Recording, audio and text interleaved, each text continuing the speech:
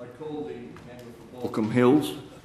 Thank you, Mr Deputy Speaker. Mr Deputy Speaker, I stand here as a former Chief Executive of the Civil Contractors Federation, a federation which represents some 600 or 700 civil contractors across the great state of New South Wales, an industry association which is charged with ensuring industrial relations and industrial harmony on construction sites is maintained, an industry association which is charged with providing the best possible environment for our construction industry. Mr Deputy Speaker, in that capacity, I am confident to say that the contribution of the construction industry in New South Wales cannot be underestimated.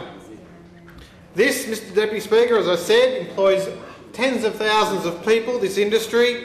It employs various sub-industries and subcontractors which collectively develop crucial infrastructure and is integral to this state's broader economic future. And indeed, I could draw on the comments from the previous speaker, the member for Wollongong, and if in the last 16 years she felt it so necessary to have that elevator at Wollongong station, she could have called any number of those civil contractors and they would have quite happily put it in to assist the residents of her electorate. You said you were putting it in. Mr Deputy Speaker. That's the rubbish you made. However, unfortunately, as members are no doubt aware, a 100-year-old construction firm named Kellen Rigby has recently been placed into voluntary administration.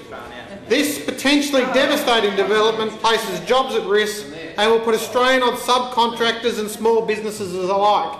Mr Deputy Speaker, can I just pause there and commend the work of the Rigby family and the Kell family. James Kell is well known to members on both sides of the House. He's a very generous business leader, and his role as a business leader in our industry should never be underestimated. But Mr Deputy Speaker, having been a permanent feature on the construction in New South Wales for more than 100 years, the continued success of Kellen Rigby seemed almost assured. And if you are going to business with a partner, that is the first sign of confidence, is to ensure that your business partners do indeed have the equity and the liquidity to maintain their current status as a liquid company.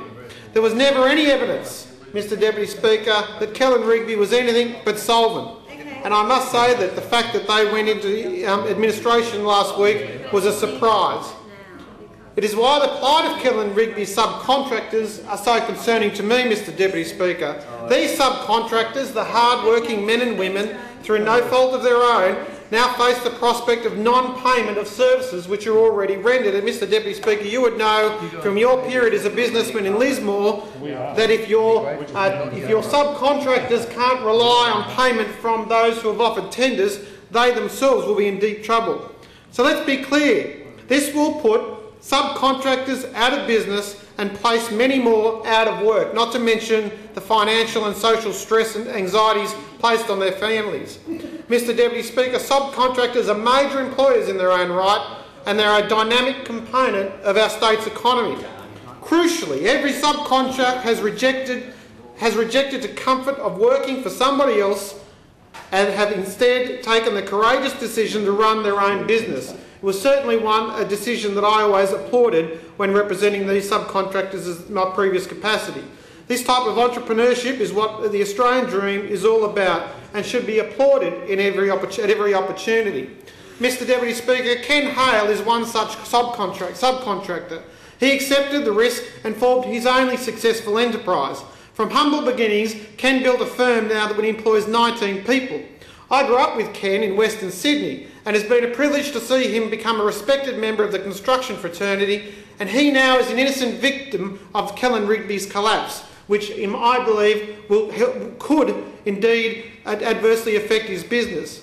Mr Deputy Speaker, subcontractors need certainty that their contracts will be honoured. Otherwise, these small business owners will merely go and work for somebody else, destroying the vibrant and competitive market that currently exists in the state of New South Wales.